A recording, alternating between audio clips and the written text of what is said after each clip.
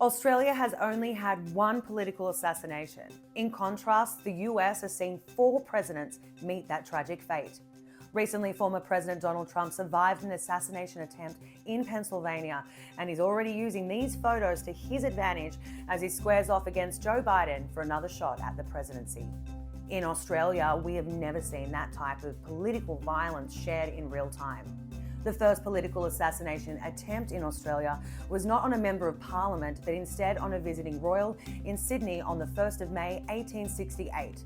Prince Alfred, Duke of Edinburgh, second son of Queen Victoria, survived a bullet wound to the back from an Irish supporter, Henry James O'Farrell, who was later convicted of attempted murder and hung for his crime.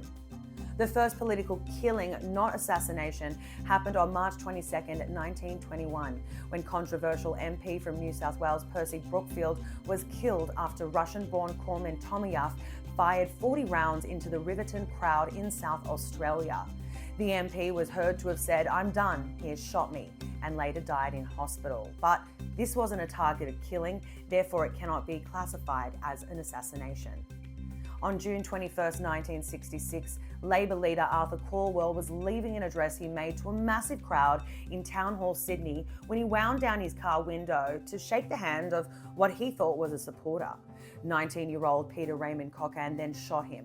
Calwell survived with minor injuries and said soon after that he'd already forgiven his attacker. This brings us to the 90s and the only official political assassination in our history. In 1994, New South Wales backbencher John Newman was shot twice and killed outside his home. Newman was anti-crime and tough on gangs in his hometown of Cabramatta, and it was reported that he'd received multiple death threats before the assassination. In 2001, local councillor Fong Na was convicted of being the mastermind behind the assassination of Newman and sentenced to life in prison. But who pulled the trigger? A question we may never know the answer to.